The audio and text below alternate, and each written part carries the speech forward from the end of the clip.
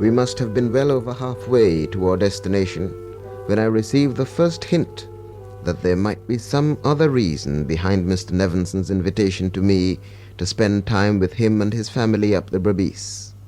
When the steamer left New Amsterdam, the ostensible understanding was that I had been commissioned by Mr. Nevenson's firm, the Berbice Timber and Balata Company, to paint some pictures depicting jungle scenes which, if satisfactory, would adorn the walls of their head office.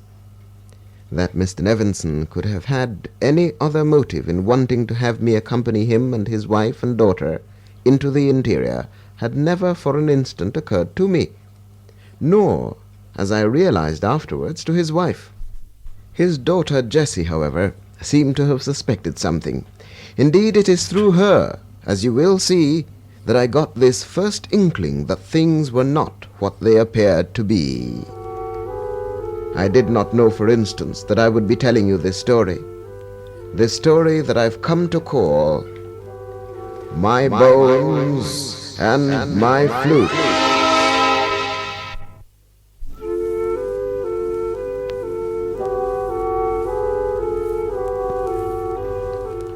At the time of these events, the early 1930s, the steamer made the trip to the Berbice River only once a week.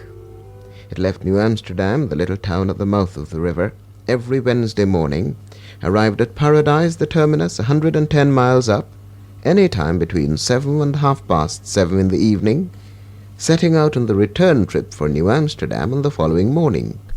This meant that once you missed this Thursday morning opportunity, you were committed irrevocably to jungle life for at least one full week. Knowing the Nevensons as I did, however, I had no qualms about this fortnight we had planned to pass at Hout de Vries, where the Berbice Timber and Balata Company have their upriver station. The cottage in which we were going to stay would be well furnished and equipped. Of this I had not the slightest doubt, and there would be no effort spared to make me comfortable. Like myself, Mr. Nevenson comes of an old coloured family. We can both trace our ancestors back to the late 18th century, at which time the Nevensons and the Woodsleys had not yet acquired the strain of Negro slave blood that runs in them today.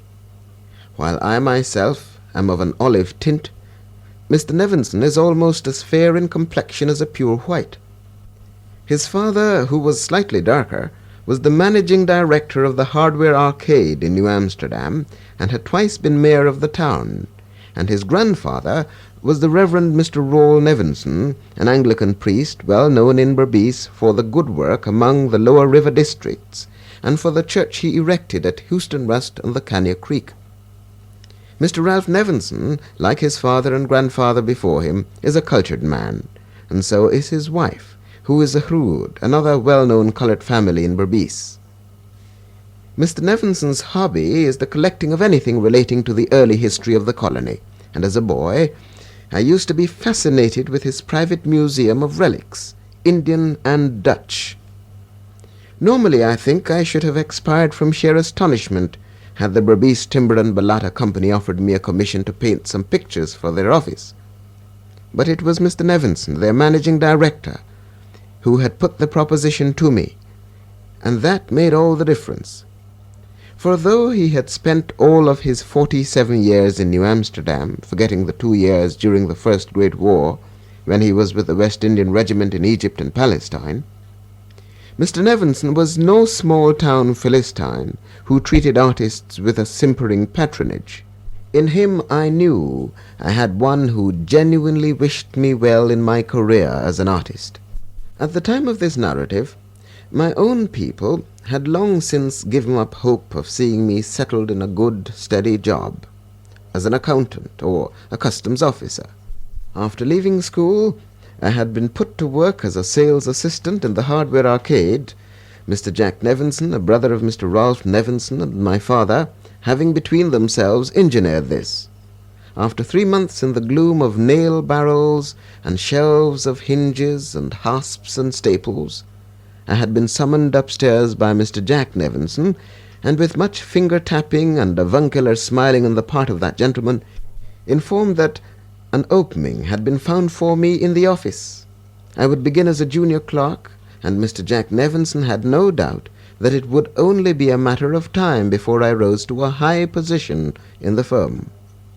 Unfortunately, high positions, whether in well-established and illustrious firms or in colonial society, have never quickened my heartbeats. So I thanked Mr. Jack Nevinson and told him I was sorry, but I did not want an office job. I wanted to be a painter. I need not bother to describe the expression on his face as I left his screened-off sanctum and threaded my way between the desks of the outer office toward the stairway. From that day, I was regarded by the respectable people of New Amsterdam as an eccentric crank who would get nowhere in life. I became renowned for the bad company I kept. I talked philosophy in barbers' shops with bus drivers and stevedores and porters, people far beneath me in class. I was a disgrace to my family. The first one-man show I held was a depressing failure. But on the third day, Mr. Rolfe Nevinson dropped in, and not only congratulated me, but bought 2 pictures.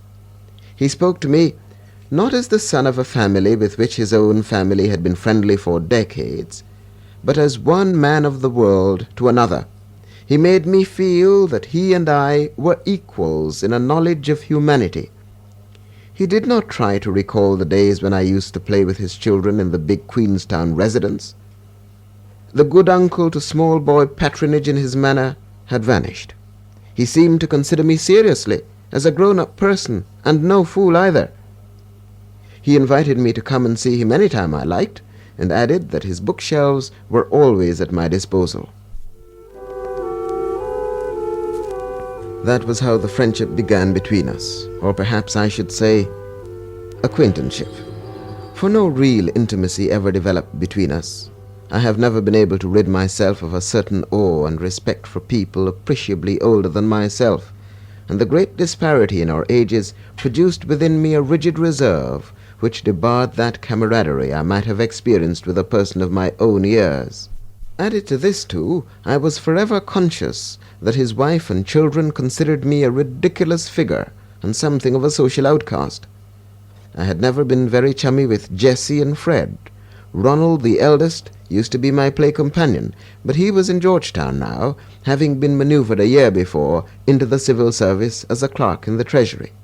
Despite my aggressive airs and a decided pomposity of manner, and the contempt I was forever expressing for the middle-class Philistines of New Amsterdam, as I called them, I was extremely sensitive, and so much dreaded the scorn and ridicule of Mrs. Nevinson and Jessie and Fred that my visits to their home were extremely infrequent. Whenever I did call to see Mr. Nevinson, however, the occasion never failed to prove satisfying and enjoyable. Apart from art and philosophy and human beings, we discussed the early history of British Guiana, a subject of which Mr. Nevinson was passionately fond, and on which he would readily have gone on talking all night until daybreak, with sundry delvings now and then into old books and letters and manuscripts, had I chosen not to take my departure at a discreet hour. He saw that the subject interested me intensely too, and this must have helped in great measure to strengthen his attachment to me, especially as in a town like New Amsterdam he would have had to do quite a lot of searching to discover another fellow enthusiast in such matters as slave uprisings in the 18th century and the doings of the old Dutch settlers. It was one morning, 10 days before we set out for Côte de Vries, that he telephoned our home and asked me whether I could drop around that evening to see him. There was something important he wanted to discuss with me, he said, and then he added, "Something I'm sure you'd be interested in too. It's just your line." That was the evening on which he put the proposition to me. He sat in his favorite easy-chair, behind him a glass case containing Dutch and Indian relics. He was a man of medium height, thick-set, and with the suggestion of a paunch. His close-cut, rather bristly dark hair was thinning on top, and was touched with grey, though in this soft pink light the grey was not obvious. He had a long head, and features that betrayed no trace whatever of the negroid. It was a fine head, and one I had often wanted to do, though up to now I had not the temerity to ask him to pose for me. His grave, grey-brown eyes regarded me with an affectionate humour as he said, "I can see you're curious, my boy. Well, I won't keep you waiting." His voice went well, I thought, with the old book scent of this study, and the restful gloom that always lurked in the spaces between these dark mahogany bookcases, with their rows of volumes and stacks of yellowed manuscripts, and the relics that occupied some shelves, old Dutch jars, and Indian goblets and pots and Balata ornaments, chunks of masonry from ruined Dutch forts, daggers, and an 18th century horse pistol, the dented silver flagon reputed to have been the property of Lawrence Torm Vans Gravesande, the Director General of Demerara and Essequibo, in the middle 18th century.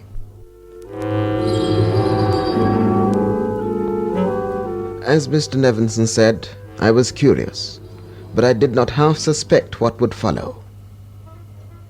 Of course, that's the rest of this story.